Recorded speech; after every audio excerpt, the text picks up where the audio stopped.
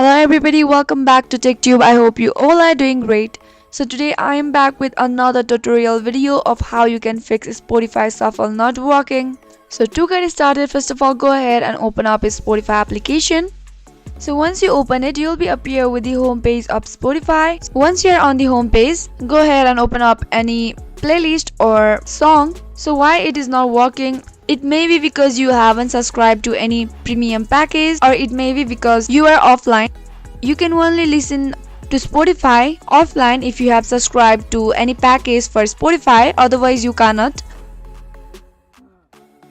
That may be the reason that your Spotify is not working on shuffle mode. You have to subscribe to package in order to listen to music offline on Spotify.